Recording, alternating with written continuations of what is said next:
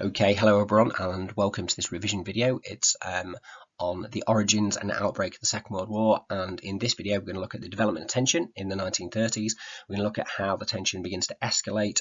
We're going to look at the remilitarisation of the Rhineland. We're going to look at the role of Benito Mussolini, and we're going to look at the Rhine-Berlin Axis and the Anti-Comintern Pact, and we're also going to look at the Anschluss with Austria in 1938. The policy of appeasement, Sudeten Crisis, and the Munich Agreement. So lots to cover within this revision video. So let's go. So the first thing to understand is, what do we mean by the policy of appeasement? So this video is very much about appeasement and appeasement in action. Now, there's a picture there of Neville Chamberlain, and he became the Prime Minister of Britain in May 1937. And he's probably the politician that's most associated with the policy of appeasement. And certainly he stakes his political reputation on appeasement. And he'll eventually fall from power because his policy is seen to have failed, and he'll be replaced by the biggest critic of appeasement, who was Winston Churchill. But at the time, I suppose appeasement can be seen as a fairly reasonable policy, and also you've got to understand that the politicians in the 1930s who had experienced the horrors of the First World War were desperate to avoid a repeat of that. So what caused Britain and also France to appease Hitler? Well, firstly, there was the decline of kind of international cooperation during this time, in a desperate attempt, I suppose, to try to avoid a war at all costs. I suppose the idea of the League of Nations had kind of sowed into the minds of politicians at that time that the way to resolve international disputes was to talk about them and discuss them and use what we call diplomacy. And there's very much a sense that had there been something like a League of Nations in place before the First World War, that the First World War might never have happened. The second factor is the Great Depression. We've talked already about how the Great Depression is a turning point, and it causes countries to not want to work together, to focus on their own problems. You've got countries like Britain and France in the 1930s that have got economic problems, which means that they lack the same sort of focus on international relations. You've got countries like Japan and Italy and Germany that are empire building, partly as a response to the problems of the Great Depression. You've got a huge fear of war. So, people like Neville Chamberlain are desperate to do anything they can to avoid a conflict. Very famously at the Munich Agreement in 1938, Neville Chamberlain said he didn't give two hoots about Czechoslovakia as long as he could avoid a conflict and a war. So they would do virtually anything to avoid a conflict. The British attitude is key in Factor 4. So many in Britain, they'd initially supported the Treaty of Versailles, but there was this sense by the 1930s that the Treaty of Versailles had been too harsh, and that actually most people in Britain didn't see Germany as the major threat, but saw the Soviet Union and the advance of communism as the major threat to sort of security and peace during that time. And then the French attitude, Factor 5. France owed Britain and the USA a lot of money after the First World War. They couldn't afford a war. There were riots and strikes across France, so they don't want to get involved in a conflict either. And they probably don't have the same political stability that Britain has in this time to even get the public behind any kind of conflict. So that gives you a bit of background to help you explain what appeasement was and why it became such an important policy. So one of the first good examples of Britain and France not being able to stop aggressive actions was the remilitarisation of the Rhineland. Now, you've got to understand this in the context of what else was going on during this time. So this takes place at the height of the Abyssinian crisis. Remember, Italy invaded Abyssinia in October 1935, and he took control of the capital of Abyssinia in May 1936. So Hitler, I suppose, uses the distraction of the Abyssinian crisis to remilitarise the Rhineland. And you can see there in the sort of darker orange, that's the area of the Rhineland, and it was a demilitarized zone at the Treaty of Versailles, so Germany had not been able to put any soldiers into this territory.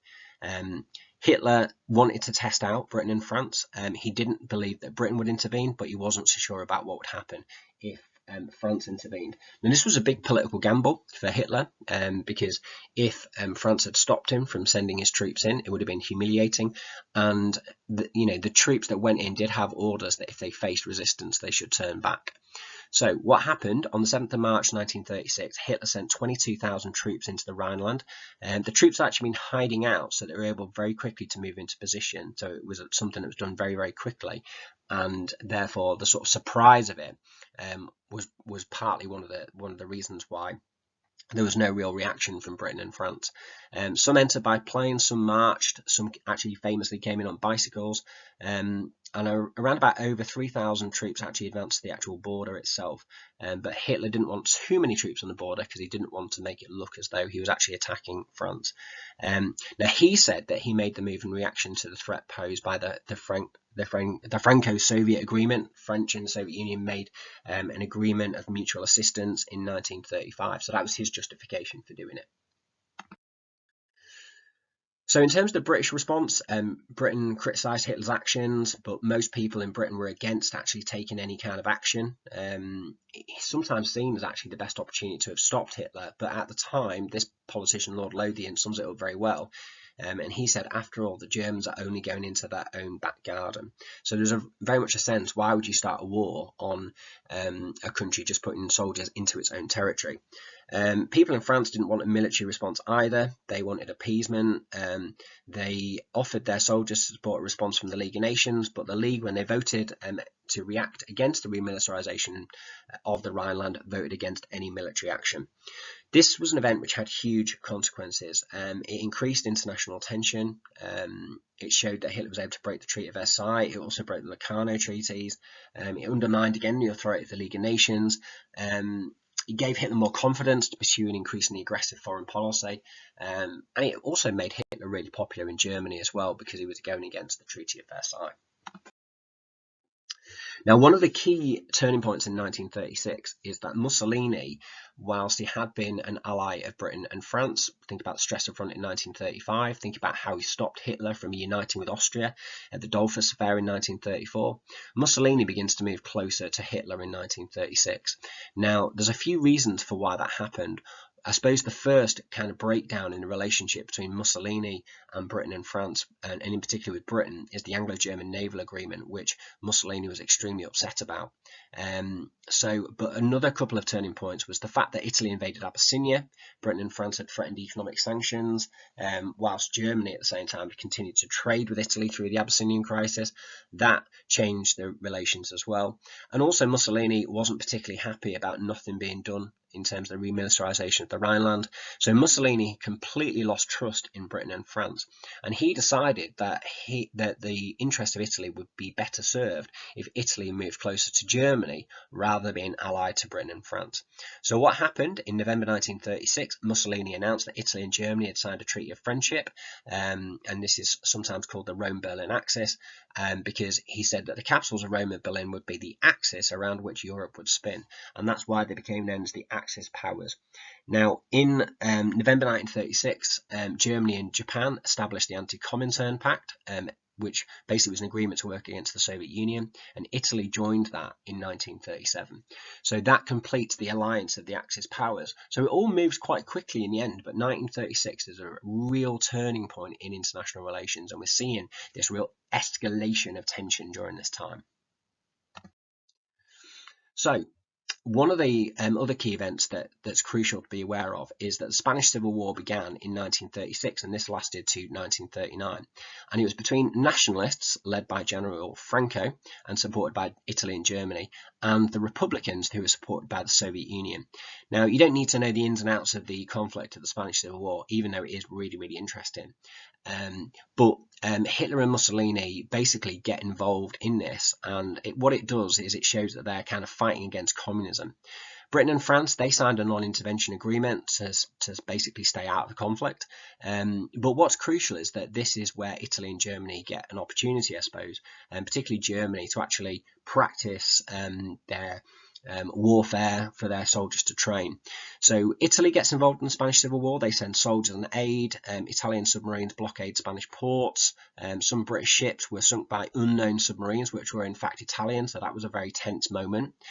And then Germany gets involved massively in the Spanish Civil War, and actually really crucial German involvement to allowing the nationalists in the end, led by General Franco, to win the Spanish Civil War. So they create what's called the Condor Legion, which is made up of German planes and pilots, and they drop lots and lots of bombs on Republican-controlled towns, including very famously the town of Guernica. The Germans also supplied war materials to Franco, and Hitler sent around about 16,000 soldiers, and German soldiers also trained Franco's forces. So Germany shows, if you like, off what it's capable of doing militarily and trains its soldiers at the Spanish Civil War. So this Spanish Civil War is almost like a dress rehearsal, if you like, for the Second World War, and we can kind of see some of the horrors that go on in Spain. Some absolute atrocities happen, some awful things happen during the Spanish Civil War. You've got the bombing of civilian towns. This is almost like a dress rehearsal, foreshadows what's going to happen with the Second World War. Now, the next key event is in 1938 is when Germany begins to start to take more and more territory. So in terms of a recap, Germany had been banned from uniting with Austria under the terms of the Treaty of Versailles. Austria had been banned from uniting with Germany under its own treaty, the Treaty of Saint-Germain. We know in 1934 Hitler had attempted to take control of Austria by encouraging the Austrian Nazis to overthrow their government. That led to the assassination of Engelbert Dollfuss, who was, of course, the Chancellor. And we know how crucial Italy was. If you look at Italy on a map there, you can see that Italy borders Austria, how crucial Italy was in order to prevent this Anschluss taking place in 1934. Now, after the assassination of Dollfuss, Kurt Schuschnigg, who's pictured there, had become the Austrian Chancellor, and things started to become very unsettled again in January 1938, when the police raided the headquarters of the Austrian Nazi Party and discovered plans for a revolution for the Austrian Nazis to again try to take control of Austria. So Schuschnigg met with Hitler in February 1938, and Hitler demanded greater influence over the Austrian government. And he basically gave Schuschnigg an ultimatum, and he said, unless you give me greater influence, I'm going to invade. So Schuschnigg asked for help from Britain and France, but again, appeasement kicked in, and they were reluctant to get involved. So in terms of the key events that happened, Hitler met the ambassador to Britain, who offered him African colonies in return for not taking over Austria and Czechoslovakia. Schuschnigg tried to stop the German invasion by announcing a vote, a plebiscite, for the 13th of March, so the Austrian people could decide if they wanted an Anschluss. Now, by the 11th of March, Hitler was demanding the plebiscite should be cancelled. He was worried, what if the Austrian people don't vote to unite with Germany? Britain refused, however, to help Schuschnigg, and therefore Schuschnigg resigned, and an Austrian Nazi called Arthur Seyss-Inquart was made the new Chancellor. After this event, Hitler sent troops into Austria, claiming that they were simply there to ensure peacekeeping and ensure a fair plebiscite, a fair vote on who Austria should be ruled by. Thousands and thousands of people in Austria came out to line the streets and cheer the German army, and the next day Hitler signed a law uniting Austria and Germany. And what's crucial here, and again this shows Hitler's power by now, he didn't even consult Mussolini about this. Remember in 1934, just the presence of Mussolini's troops made Hitler back down. 4 years later, 1938, he's not even consulting Mussolini anymore. So the Nazis take full control of Austria. They then hold the plebiscite, but remember now the Nazis are in full control, so many Austrians would have felt intimidated, and the result of the plebiscite is an overwhelming 99.75% in favour of the Anschluss. So Hitler was able to take control of Austria in 1938. Again, another aspect of the Treaty of Versailles is destroyed, but crucially here, you've got that reluctance of Britain and France to actually get involved and to actually protect any of these different countries. So Germany has taken over its first country in 1938, and it's completed the Anschluss with Austria. Now, in terms of the consequences of the Anschluss with Austria, we can see there's a famous cartoon there where Mussolini is shown as a gamekeeper, and Hitler is there being shown as a hunter, and he's taken Austrian integrity, and the caption reads, "Good hunting, Mussolini. All right, Adolf, I never heard a shot." Yeah, so basically it shows that Hitler is kind of like doing what he likes at the moment. Now, in terms of reaction to the Anschluss, many Austrians were pleased with the result. They felt they would help the Austrian economy. Germany, Hitler was delighted. Remember, he was born in Austria. He got away with taking land. Mussolini, however, was quite angry. He felt he no longer had that equal relationship with Hitler. In Britain and France, people were worried. They weren't necessarily happy with what happened. Chamberlain himself felt that Germany and Austria had a right to unite. The French government did make a formal protest, but didn't want to risk war. The country that is most concerned about the Anschluss, of course, is Czechoslovakia, because the way that the geography works, Czechoslovakia is now basically surrounded by Germany and Austria uniting. And there was a great fear that they would be invaded next, particularly as they had 3 million German speakers living in the Sudetenland. So you can see here why Germany and Austria uniting had such a profound effect on Czechoslovakia, because in effect that western half of Czechoslovakia is surrounded now by Germany and Austria. Now the Sudetenland is an area within the western part of Czechoslovakia, and it was home to 3 million people of German origin. So what began to happen in 1938 is the Nazi Party in this region started to encourage the Sudetenland Germans to demand that they should be united with Germany. In May 1938, it was discovered that Hitler was drawing up plans to invade Czechoslovakia, and Hitler began to make speeches within Germany suggesting that the Sudetenland Germans should be united with Germany. So this became very tense, and it seemed like Britain, France, and the Soviet Union would be drawn into a war basically to defend the country of Czechoslovakia. So what happened in September 1938, there was a conference at Munich, and this will eventually become known as the Munich Agreement. So on the 16th of September 1938, Neville Chamberlain flew to Germany to meet Hitler, and he persuaded Hitler to hold plebiscites in the Sudetenland to find out whether the people wanted to join Germany or not. Chamberlain famously declaring he didn't care two hoots who controlled the Sudetenland as long as war was avoided. Chamberlain returned about 6 days later to Germany, where Hitler changed his demands, and he began to claim the Czech government was mistreating the German-speaking people, demanded immediate control of the Sudetenland rather than having a plebiscite, a vote.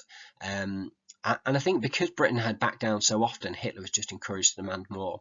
Chamberlain returned to London. There were protests. The British government warned Germany not to invade Czechoslovakia and the Sudetenland area in particular, and the army actually began to prepare for war, and there was a real risk that war could have broken out in September 1938. However, Mussolini stepped in. He persuaded Hitler, Daladier and Chamberlain to meet at Munich. So this is where the actual Munich Agreement takes place. Now, crucially, and a huge mistake here, was that the Soviet Union was not invited, and we'll talk about the significance of that in a future video. And basically, the main terms of the Munich Agreement are that the German-speaking areas of the Sudetenland were placed under German control. Chamberlain and Hitler also signed the Anglo-German Declaration, stating that Germany and Britain would never go to war. So the Munich Agreement, essentially what that does is it gives control of the Sudetenland area to Germany. In terms of how people react to the Munich Agreement, Neville Chamberlain is actually portrayed as a hero, and he very famously comes home and talks about how he's guaranteed peace in our time. And there were not many people really that were speaking out against the Munich Agreement. I think most people in Britain were relieved that war had been avoided at that stage. Certainly Winston Churchill spoke out against the Munich Agreement, arguing Britain had let Czechoslovakia down. In Germany, people were celebrating, so on the 1st of October 1938, German troops marched into the Sudetenland area without firing a shot and took control of that area.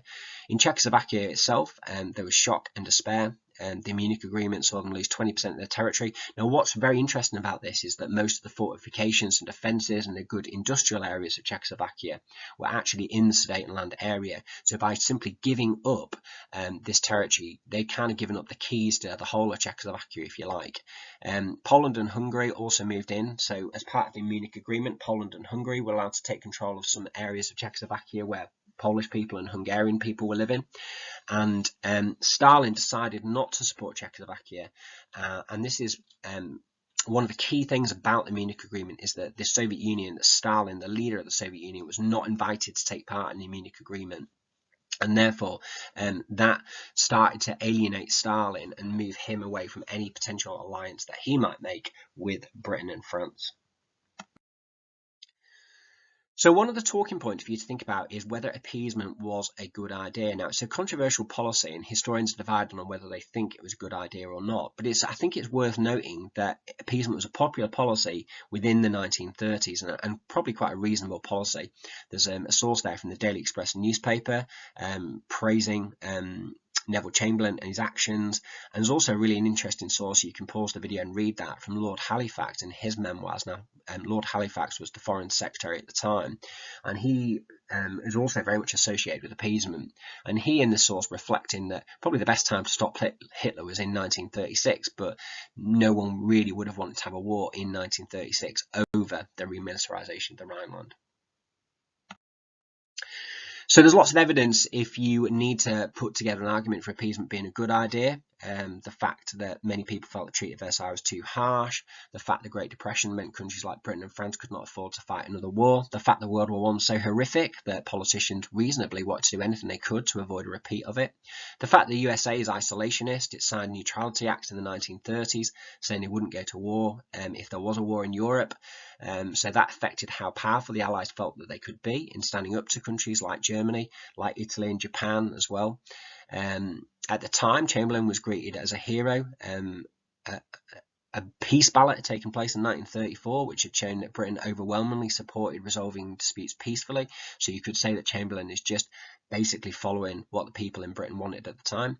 And Britain's not really ready to fight a war in the 1930s. Rearmament doesn't fully begin until 1936. And there is a strong argument to say that avoiding a war in 1938 was important, because certainly one of the things Britain was doing after 1938 in particular was rearming and preparing for conflict.